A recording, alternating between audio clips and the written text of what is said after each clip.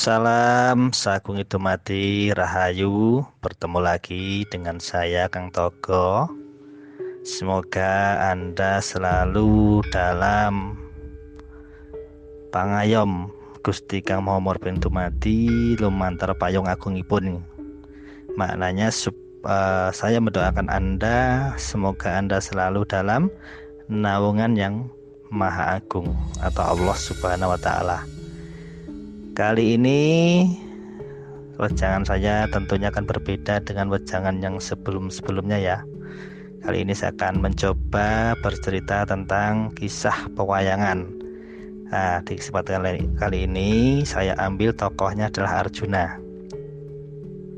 Mungkin Anda semua tahu ya Arjuna di dalam kisah pewayangan. Kalau orang Jawa menyebutnya Permati ya. Arjuna Vishada Yoga, judul yang diberikan pada bab yang saya ceritakan ini sangat bermakna, penting dan membutuhkan penghayatan ya. Arjuna adalah nama pemeran utama ya. Jadi disebut Arjuna karena apa? Karena sebuah nama Arjuna memiliki sebuah arti yang berarti adalah ia yang tidak lurus. Nah, dalam arti kata lain ia yang bengkok. Begitulah sifat manusia, tidak konsisten dan tidak bisa konsisten. Konsistensi adalah sesuatu perkara yang akan membuat manusia tentunya tumpul, padahal apa ya? Maksudnya maknanya kalau tidak konsisten manusia bisa tumpul, padahal ya harus berkembang terus. Konsistensi berarti titik, berarti pemberhentian. Begitulah Anda untuk selamanya, Anda begitulah terus. Nah, ini adalah konsistensi, berarti Anda menutup diri terhadap perkembangan, terhadap pemekaran, tetapi manusia tidak bisa berhenti, tidak dapat berhenti, ia berjalan terus dari masa ke masa. Ia harus menyesuaikan diri dengan perkembangan zaman. Oleh karena itu manusia tidak bisa jalan lurus, ia harus mengalir seperti air yang mengalir. Di versi cerita yang saya sampaikan ini memang agak sedikit berbeda ya, karena saya akan mencoba membuat sebuah referensi yang mungkin nanti bisa menjadi sebuah pengertian di dalam laku hidup panjenengan semua ya. Tidak selalu mengikuti garis lurus ya yang dinamakan Arjuna ya, berarti masih kesifatan manusia, berarti kegelisahan itu sangat manusiawi. Selama Anda masih bisa gelisah, selama itu pula ketahuilah bahwa Anda masih hidup stres. Tidak usah dihindari, stres atau ketegangan sangat dibutuhkan. Tanpa ketegangan tidak akan ada aktivitas lahir dari ketegangan. Duduk diam saja dapat membuat Anda tegang. Anda tidak dapat menghindari ketegangan dan tidak usah menghindarinya. Bagaimana mengolah diri Anda, bagaimana menggunakan ketegangan, kegelisahan Anda secara efektif, nah itu yang dibutuhkan. Nah, di dalam yoga berarti pertemuan antara kesadaran manusia dan kesadaran yang tertinggi, pertemuan antara raga dan jiwa, pertemuan antara insan dan Tuhan. Yoga juga berarti sesuatu yang mengikat pertemuan atau sebuah pertemuan saja ya, tidak cukup supaya pertemuan ini menjadi langgeng abadi. Harus ada tali pengikatnya atau yang disebut yoga. yang berarti penyempurnaan dalam segala aspek kehidupan. Nah, di dalam kisah Arjuna ini, Arjuna juga sedang belajar memperjalankan diri atau menuju penyempurnaan lewat kegelisahan manusia. Kegelisahan dapat membuat Anda menjadi kreatif, menjadi berharga. Stres atau rasa tegang dapat mengembangkan kepribadian Anda. Jangan menghindarinya. Hadapilah segala tentang tantangan ya, maksudnya tentang tantangan hidup dalam kehidupan ini. Nah, maka dari itu yang namanya manusia hidup tidak mungkin terlepas dari hal-hal yang demikian. Contohnya ya, saya ambil cerita lagi sebuah pewayangan dari Arjuna, saya sambungkan ke sebuah tokoh yang dinamakan Distrarata ya. Nah, Distrarata ini adalah seorang yang buta, dan hanya kebutaannya kebutaannya yang dapat mendorong manusia untuk berperang. Ya, saya tidak bicara tentang kebutaan fisik ya. Saya bicara tentang kebutaan mental. Apabila Distrarata bisa berpikir jernih walaupun buta secara fisik, ia bisa mengutuk perang itu ya, sehingga perang itu tidak terjadi. Ia dapat menghentikan perang itu, namun ia diam. Ia membiarkan para putranya merampas hak para Pandawa, bahkan menjadi penyebab pertempuran di medan perang Kurusetra ya. Ia buta, tapi ia serakah. Ia pilih kasih. Ia lebih mementingkan kepentingan picik ya, para putranya, daripada kepentingan rakyat.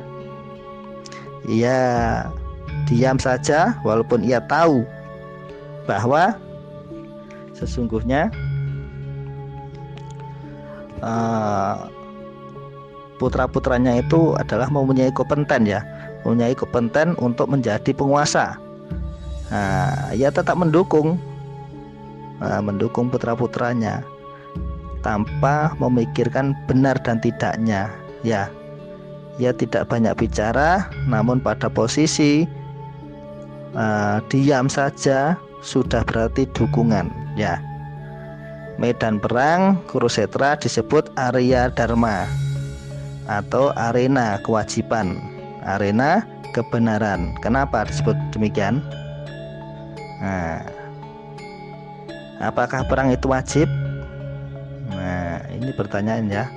Apakah perang itu dapat dibenarkan? Ini juga menjadi sebuah pertanyaan yang dapat namun untuk dan demi rakyat dan dapat sejarah umat manusia. Jarang sekali terjadi perang untuk dan demi rakyat ya, demi harta, demi kekuasaan, demi wanita, demi agama, demi kepentingan pribadi. Para anggota keluarga kerajaan perang demi rakyat hampir tidak ada contohnya. Pada dasarnya tidak ada satupun masyarakat yang menghendaki perang. Apabila terjadi perang, yang rugi selalu rakyat kecil, dan mereka tahu persis akan hal itu. Kenapa? Karena perang selalu terjadi karena arogansi mereka yang berada pada tingkat atas Kurusetra. Hampir tidak pernah digunakan karena perang demi rakyat, untuk rakyat jarang terjadi. Hari ini untuk pertempuran Kurusetra yang terpilih ya adalah sebuah pertempuran antara Pandawa dan Kurawa, bukan perang antara keluarga sebagaimana digambarkan selama ini. Perang ini adalah perang demi penegakan kebenaran rakyat yang tertindas dan sudah tidak dapat bernapas lega lagi. Para Kurawa tidak berhasil memberikan pemerintahan yang bersih. Isinya adalah orang-orang korup, orang-orang korupsi dan kolusi merajalela. Siapa yang dekat dengan Duryodhana adalah yang menjadi orang penting dalam kerajaan. Dalam kondisi seperti itu, perang memang tidak dapat dielakkan lagi. Sanjaya adalah asisten pribadi Destharata yang mendapatkan kesaktian dari Bhagawan Yasa ya, Wanayasa, dan walaupun ia berada jauh dari medan perang di keraton Hastinapur menemani Destharata, ia dapat melihat setiap kejadian dan dapat melaporkannya pada saat itu juga kepada Destharata. Janganlah ketawa, hal ini sangat mudah dilakukan. Bagaimana dengan pesawat televisi Anda? Bagaimana dengan transmisi lewat satelit Anda? Ini adalah sebuah pertanyaan. Sanjaya menjawab, setelah melihat pasukan para Pandawa dari dekat, Duryodhana menghampiri Guru Drona dan berkata demikian, lihatlah pasukan para Pandawa yang dipimpin oleh putra Raja Drupada, siswamu dahulu. Nah,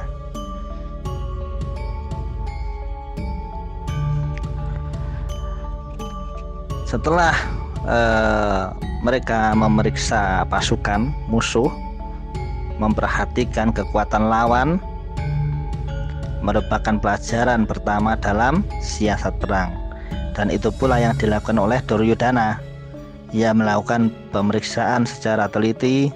Ia tidak segan-segan memuji kekuatan musuhnya. Ia juga bertindak politis dengan menyebut nama Drupada, yang mengingatkan kembali penghinaan yang dialami oleh Drona karena Drupada. Ia sedang berupaya membakar emosi Drona yang memimpin pasukan para Pandawa. Wahai guruku Drona, adakah putra Drupada yang pernah mempermalukan guru? Ia lupa bahwa hanya dengan membakar emosi seseorang, ia tidak dapat menjamin kemenangan bagi dirinya. Terkumpul di sini adalah para ahli perang. Ia menyebut beberapa nama untuk diketahui oleh guru, ya. Akan kusebutkan nama-nama mereka yang berpihak pada kita. Pertama-tama adalah Bhisma, ya, Bhisma yang agung, karena Kripa, Aswatthama, Karna, dan juga Samodati. Masih banyak satria lainnya yang sudah siap bertempur dan siap mengorbankan raga mereka demi aku. Di sini secara tidak sengaja sudah keluar dari mulut Duryodhana, demi aku.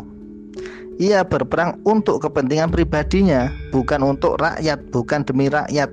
Ia punya kepentingan pribadi.